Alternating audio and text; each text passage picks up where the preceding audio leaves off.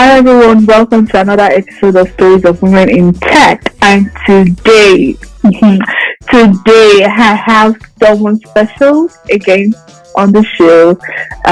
I'll be introducing you to Mariella Satow, but I would really like her to introduce herself. So yeah, over to you, Mariella. It's so good to have you. Can we meet you? Of course, absolutely, anytime. Can we meet you with Mariella? Yeah. Okay. So my name is Mariella Satow. I am 18 years old and I have British American citizenship.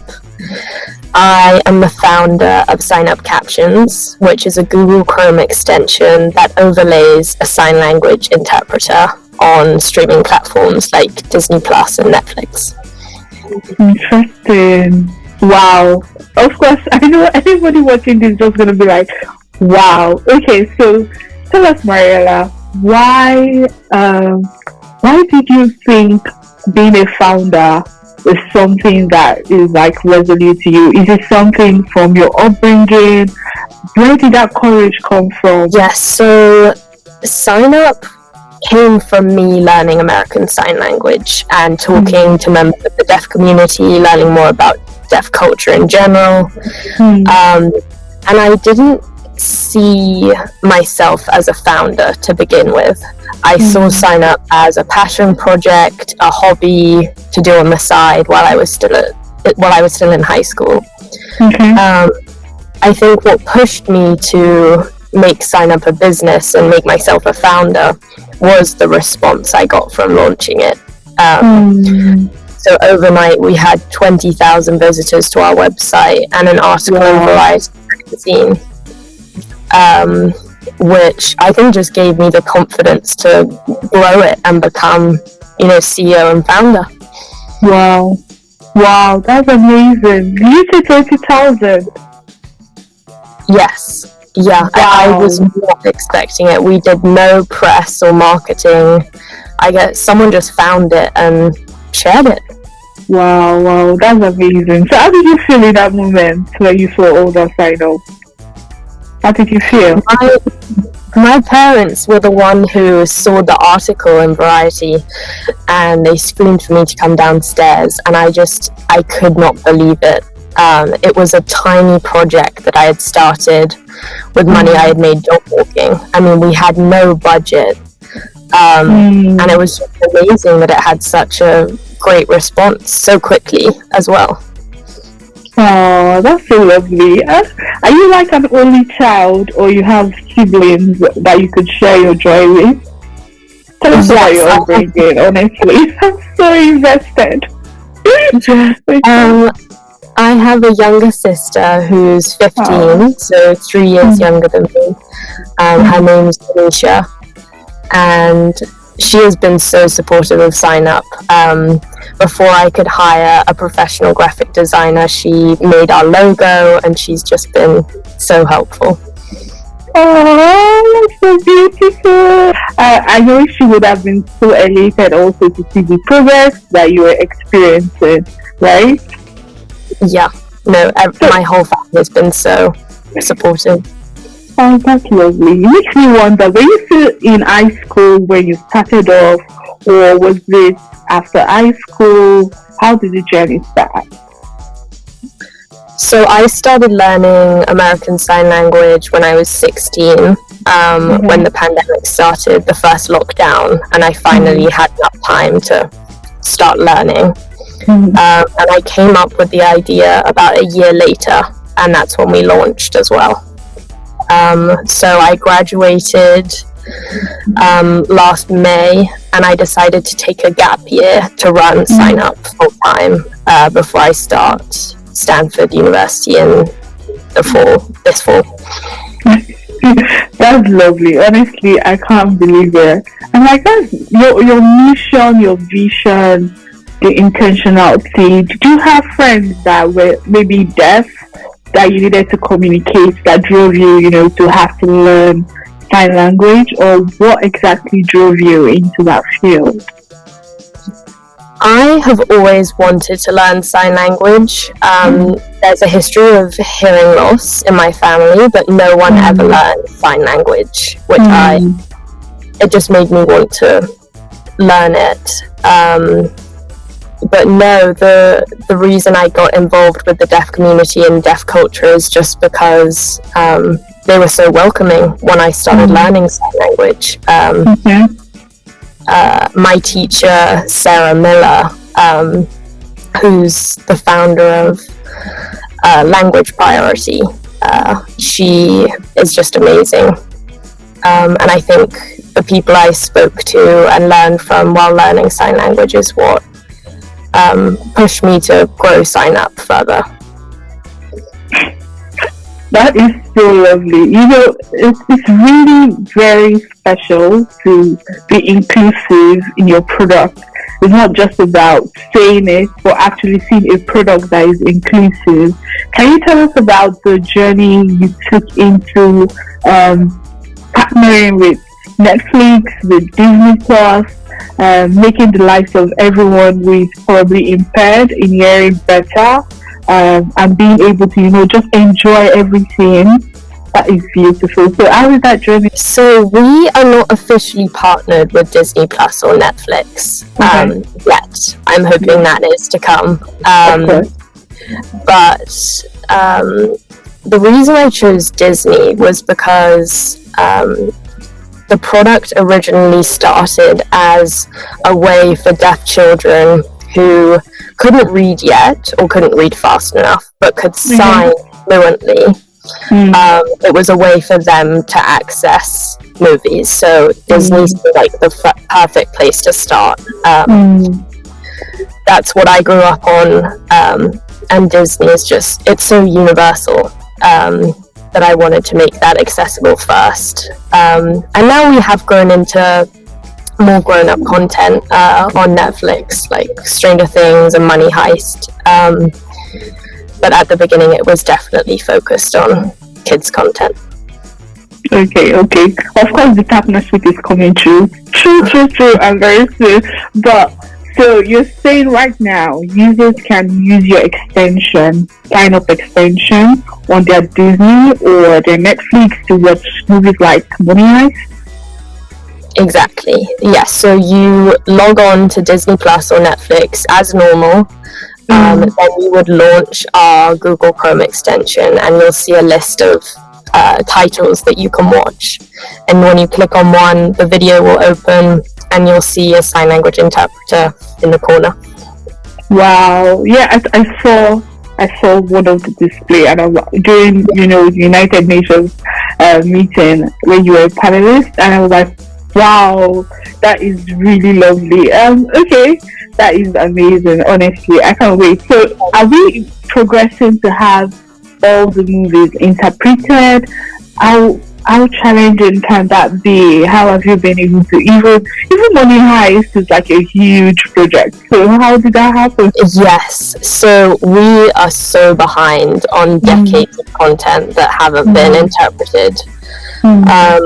So at the beginning, I interpreted my favorite movies when I was little. So like Toy Story and Incredibles. But we've done kind of all the major movies and TV shows on Disney Plus and Netflix. And the way we choose what to interpret now is by polling the deaf community, which is working well. We now have a team of around 250 to 300 interpreters. Wow. So we're slowly catching up with all the content. That's so lovely. So you mentioned community. So there's like a deaf community that you relate to, get their feedback and all that kind of stuff. How does that work? That sounds interesting.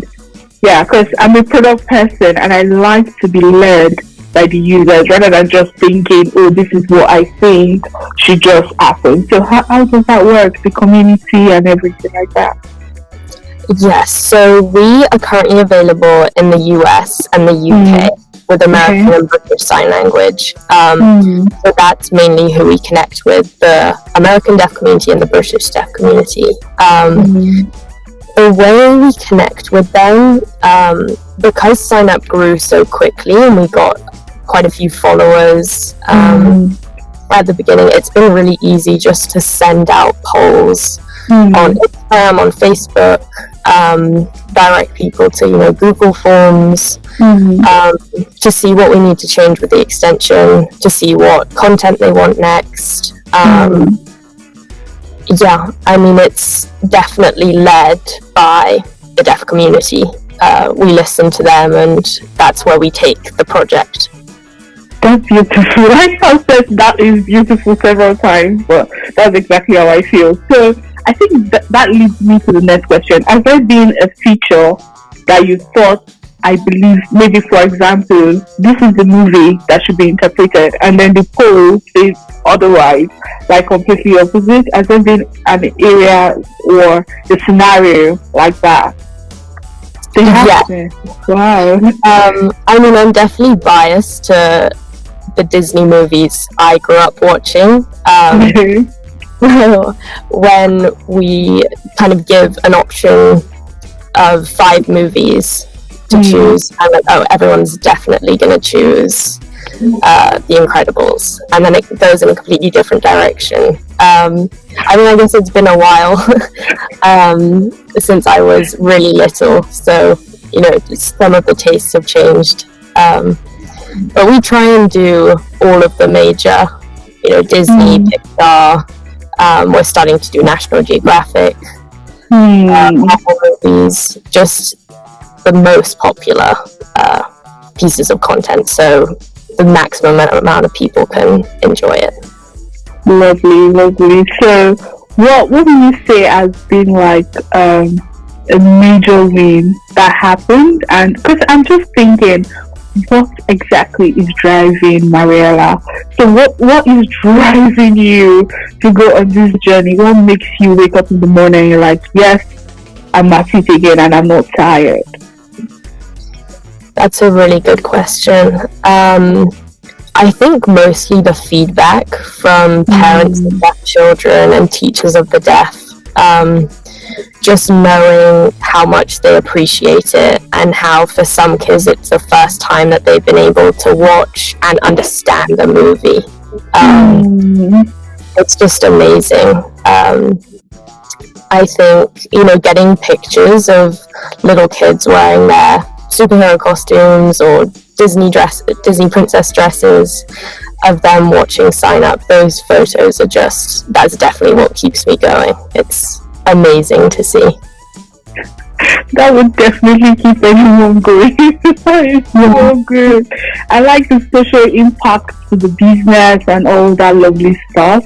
So what has been your biggest challenge? Because hearing this, I'm like, you should be raising billions of dollars. I'm not even joking, because this is like global need, and it's not just the US or UK need, it's like global need. I know there are billions of people that would need this, from parents to the children themselves to the adults. So the age range is just a lot. So what has been your challenge, or there's been no challenge so far?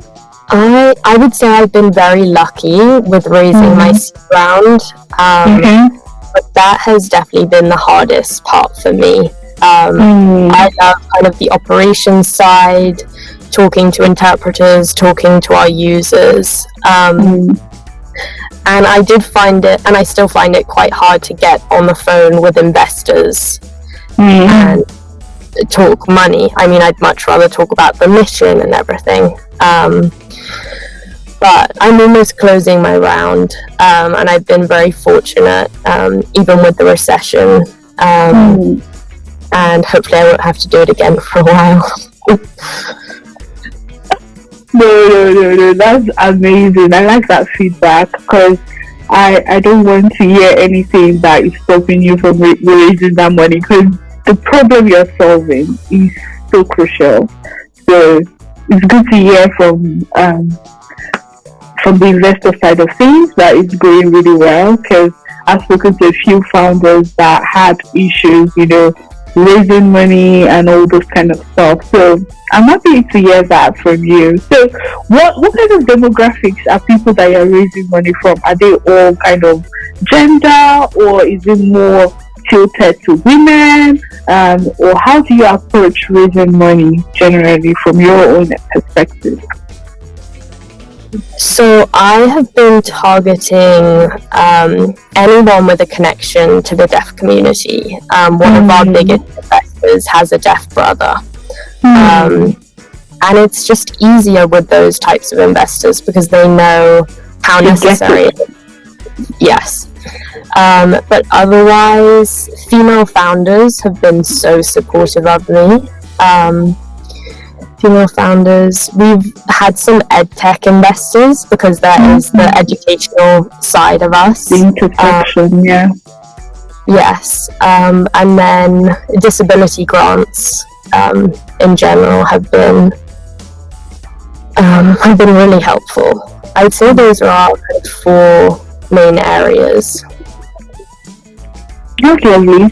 Interesting. I like that. I like the fact that there are also women, that are part of the investors, and people that actually get the product. Because sometimes when you're trying to explain to someone who is not wired to be inclusive, they might not really understand the struggles of someone who cannot hear or respond the way you are responding.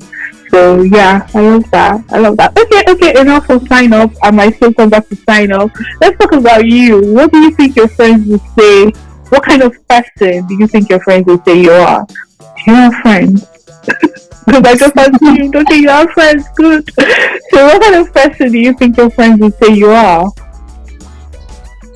I think they would say I'm an empathetic person. My passion, apart from SignUp, is dog rescue. So I spend any minute that I'm not working on SignUp at the dog shelter. That's what I really love doing, helping people. So kids and animals are kind of my favorite people to help. That's so beautiful. That's so beautiful. I don't want to just like, oh, that's lovely. It's clearly showing in things that you're picking up and working on as a person. Okay, so let's talk about your gap year. Did you just choose to do that, or were you advised to take a gap year before starting out? So I had to decide whether to enroll at September or to defer at a very crucial point with SignUp. That was the point where I had to decide: is it going to be a passion project that you're going to work on the side, or is it going to be a viable business that you can grow? And I really didn't know, and I thought I might regret going to school and not seeing how big SignUp could potentially grow. So just to be safe, I took the gap year, and I'm very glad I did, but I'm excited to go to school this September. Oh, nice. I was about saying, so how do you feel about the gap year? Did you feel like you did the right thing, or did you feel like, oh my god, I shouldn't have taken the gap year? I am quite happy. I definitely took the harder route, but I'm very glad that I've been able to spend time building out the team of interpreters and raise the round. And right now I'm looking for a CEO who can take over when I go. I'm looking forward to handing off the business side of things, but still being involved in certain areas that I can kind of pick and choose, which is exciting. I like that. You literally answered my next question. I was like, okay, so when you're in school, how then do you tend to balance it? Are you putting systems in place for the business to keep running smoothly? Do you want to tell us a little bit about that? Yes. So with any startup, the founder is kind of everything. Like I have been PR and marketing and social media and HR, just everything. So kind of figuring out what I do on a day-to-day basis, and after that figuring out who I need to hire to do those things. So the CEO is going to be very important for me to hand off to them. But I'm just about to hire a director of social media. Very helpful. Interpreter managers to hire and give out projects to the 250 interpreters we have. What else? That's the great thing about hiring a CEO. They can also help me figure out, who do we need? Because even though we've almost finished raising a round, we still have to be kind of a scrappy startup and manage our budget really carefully. Yeah, that's interesting. I'm sure you figure it out. Don't worry. I'm sure you will. You've been figuring it out for a while now. So I'm sure, and I wish you the best of people, to work with you on this lovely journey. Okay, so let's talk about Stanford. Why Stanford? Stanford, apart from the amazing weather, the entrepreneurial spirit of the school was something that really drew me in.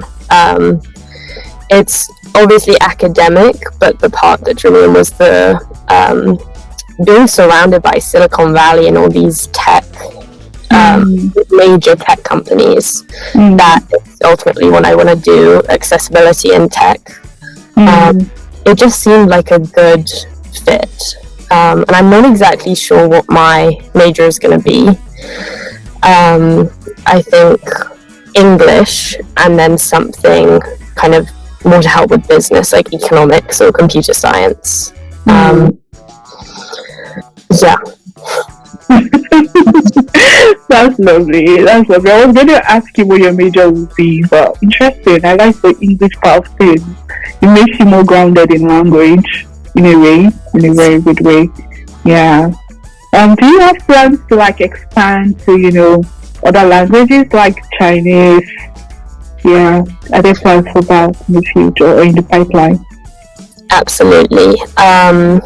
Our first launches was just the two places I grew up in or live in, and it was easier to start with those because I'm familiar with ASL and the US community, and then I grew up in the UK, so that was it seemed like an easy transition.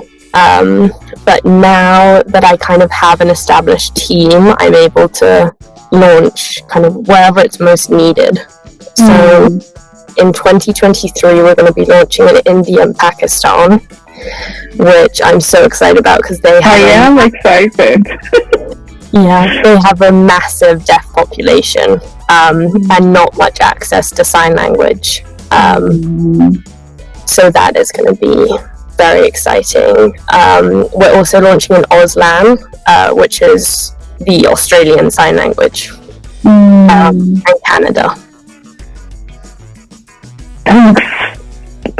I'm just blown away. That's beautiful. I like to see how your business is going to scale. Of course, I'm keeping tabs on you, and you know that already. So that's lovely. That's really nice.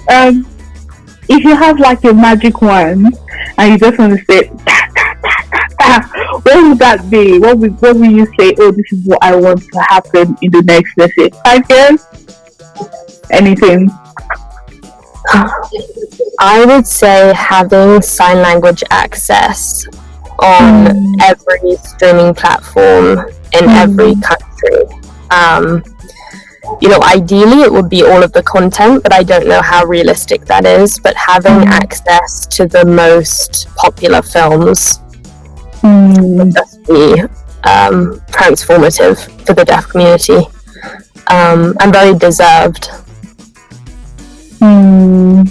Is there an aspect of AI to your business, which I'm just thinking about how do we scale that part of things really fast? Yeah, is there?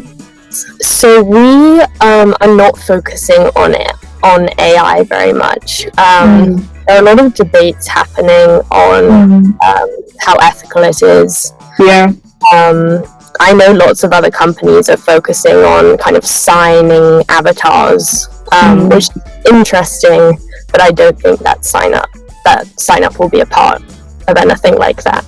So seeing the real people can be very more, helping children especially to like connect well when you like real people. I agree. That's lovely. Yeah. Especially with the unemployment rate in the deaf community being so high. That was something I really wanted to focus on with SignUp. Over a third of our interpreters are deaf or hard of hearing, and we're trying to grow that number constantly, and I think that's important when creating a product for the deaf community to have them as employees. It makes sense. It makes sense, a whole lot of sense. It makes a whole lot of sense. Oh, that's lovely. I can't wait for it to not just be for streaming platforms, also for this kind of meetings. Imagine I'm meeting with you virtually, and I have sign language. Somebody just interpreting that I can hear the voice. It's endless. The possibilities are quite endless. Yeah. All right. Okay, so if you were to advise other women or young girls who are out there looking up to you and saying, "Oh, I really want to be like Mariella," what would you say is like the magic to you? The magic to me, I think when you're starting out, having a support team is vital. So having family and friends on board is super important, but also finding a mentor who you can really trust. And it's really hard to find a mentor. I went through kind of 24 interviews before I found the right fit. And I think that's not something that's hugely talked about, how hard it is to find a mentor that understands you, where you're coming from, but also the project you're working on.